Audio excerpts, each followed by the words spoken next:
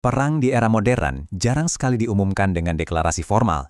Ia seringkali lahir dari keheningan.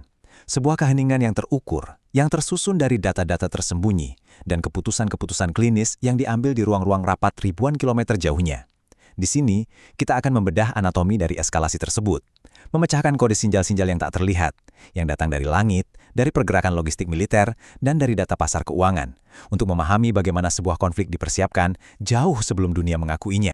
Semuanya berawal dari sebuah anomali, sebuah kekosongan yang ganjil bukan di medan tempur, melainkan di ketinggian 35.000 kaki.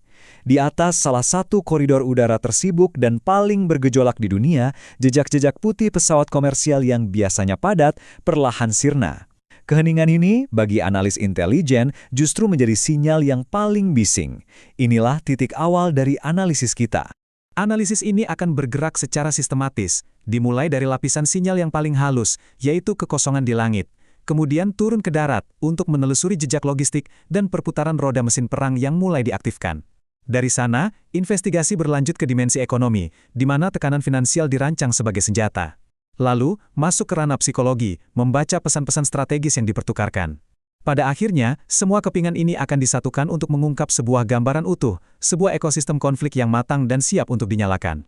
Indikator pertama, dan yang paling ironis, seringkali bukan berasal dari citra satelit atau penyadapan komunikasi. Ia datang dari dunia korporat, dari industri penerbangan sipil.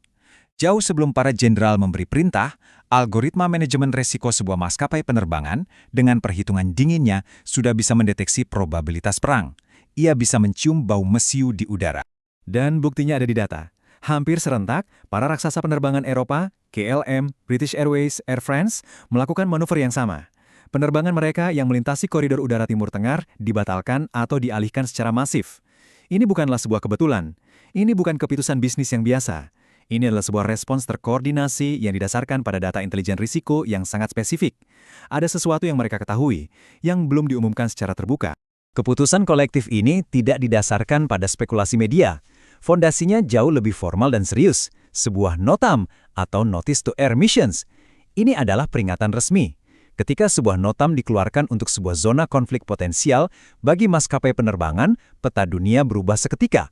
Ruang udara yang tadinya adalah aset komersial, kini secara resmi diklasifikasikan ulang menjadi zona bahaya aktif, di mana keselamatan tidak lagi dapat diasumsikan.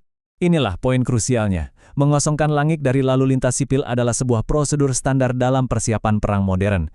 Ini adalah sebuah pengakuan diam-diam dari para ahli logistik dan manajemen resiko bahwa skenario terburuk seperti insiden salah tembak rudal atau gangguan navigasi masif telah bergeser dari ranah hipotesis ke ranah probabilitas.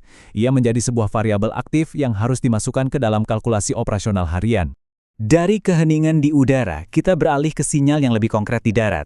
Jika pengosongan langit adalah sebuah bisikan, maka persiapan militer adalah deru mesin perang yang mulai dinyalakan. Pergerakan aset-aset ini, sekecil apapun, adalah penyingkapan niat dan kapabilitas. Di darat, jejaknya sangat jelas.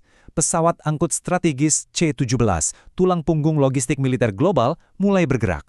Mereka bukan membawa pasukan serbu, tapi membawa infrastruktur pendukung perang, suku cadang, amunisi presisi, dan tim teknis untuk jet tempur F-35. Di pangkalan-pangkalan udara, helikopter serang Apache dan helikopter utilitas Black Hawk ditempatkan dalam status siaga tinggi. Fokusnya jelas, proteksi pangkalan dan kapabilitas evakuasi darurat. Ini bukan persiapan untuk menyerang.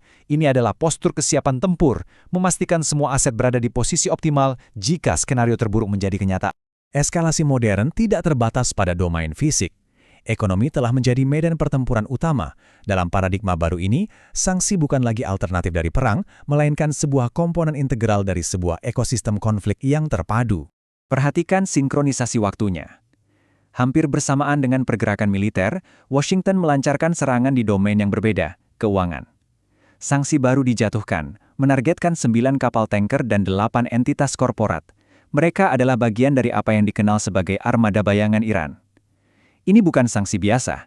Ini adalah sebuah serangan bedah yang dirancang untuk memotong arteri finansial yang mendanai mesin pertahanan lama. Peristiwa ini mengilustrasikan sebuah pergeseran paradigma fundamental dalam geopolitik. Dulu, dunia seolah bergerak di antara dua mode diplomasi atau mode perang. Realitas baru menunjukkan bahwa semua domain ini, ekonomi, cyber, militer, dan diplomasi, kini berjalan secara paralel. Sanksi ekonomi bukan lagi alat untuk mencegah konflik, melainkan alat untuk membentuk kondisi medan perang sebelum tembakan pertama dilepaskan. Strategi ini dikenal sebagai pressure stacking atau penumpukan tekanan. Tujuannya adalah untuk secara sistematis menumpuk beban pada struktur ekonomi dan logistik lawan, lapis demi lapis, hingga strukturnya mulai retak. Ini adalah upaya untuk mendegradasi kapabilitas lawan secara signifikan, bahkan sebelum opsi kinetik dipertimbangkan. Sebuah cara untuk melemahkan musuh dari dalam sebelum konfrontasi langsung terjadi. Selanjutnya, kita memasuki dimensi psikologis. Dalam sebuah eskalasi tingkat tinggi seperti ini, setiap tindakan simbolis dan pernyataan publik adalah bagian dari sebuah dialog strategis yang rumit dan berisiko tinggi. Sebagai contoh, pernyataan resmi dari pejabat Israel bahwa mereka sedang mempersiapkan hari setelahnya. Frasa ini adalah sebuah kode. Ini bukan sekedar gertakan, melainkan sebuah sinyal publik yang diperhitungkan dengan cermat. Artinya adalah, dalam perencanaan strategis mereka, skenario konflik besar bukan lagi sebuah kemungkinan, melainkan sebuah asumsi dasar. Mereka sudah berpikir melampaui konflik itu sendiri, menuju tatanan politik dan militer pasca konflik.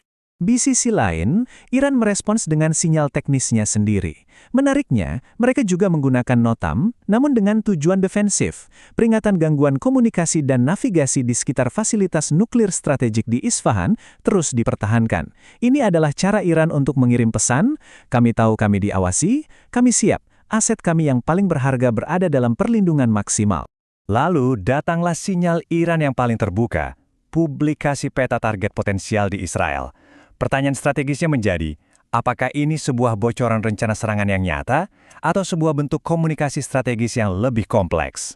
Jawabannya terletak pada konsep pengekangan tingkat lanjut atau advanced deterrence. Ini adalah sebuah manuver dari teori permainan. Dengan mempublikasikan target-target tersebut, tujuannya bukan untuk mengumumkan serangan, tetapi justru untuk mencegahnya. Ini adalah cara untuk secara eksplisit menunjukkan skala kerusakan masif yang akan terjadi jika garis merah dilanggar, dengan harapan bahwa kalkulasi biaya manfaat di pihak lawan akan berubah. Ini adalah upaya untuk meletakkan label harga yang sangat mahal di atas meja perang. Sekarang, semua kepingan ini harus disatukan. Jika dilihat secara terpisah, setiap tindakan bisa memiliki penjelasannya sendiri. Namun ketika digabungkan, mereka membentuk sebuah pola yang koheren, sebuah pola yang sangat mengkhawatirkan. Poin terpenting dari analisis ini bukanlah pada masing-masing sinyal, tetapi pada konvergensinya. Sinyal dari domain sipil, militer, ekonomi, dan simbolis semuanya menunjuk ke arah yang sama. Ketika semua domain ini mulai beresonansi dalam frekuensi yang sama, ini menandakan bahwa sistem tidak lagi berada dalam kondisi normal. Ini bukan lagi sekedar ketegangan laten, ini adalah sebuah ekosistem konflik yang aktif. Inilah kesimpulan utamanya. Meskipun tidak ada satupun dari sinyal-sinyal ini yang secara definitif menjamin perang akan terjadi, kehadiran mereka secara simultan adalah bukti bahwa seluruh sistem geopolitik di kawasan tersebut telah beralih ke pijakan konflik. Fase normal telah berakhir, sistem telah dikalibrasi ulang untuk skenario terburuk. Ini menyisakan satu pertanyaan terakhir yang dingin dan klinis. Mesin perang telah dirakit, sistemnya telah diaktifkan dan bahan bakarnya telah diisi. Pertanyaannya bukan lagi apakah mesin ini bisa berjalan, melainkan apa yang akan menjadi pemicunya.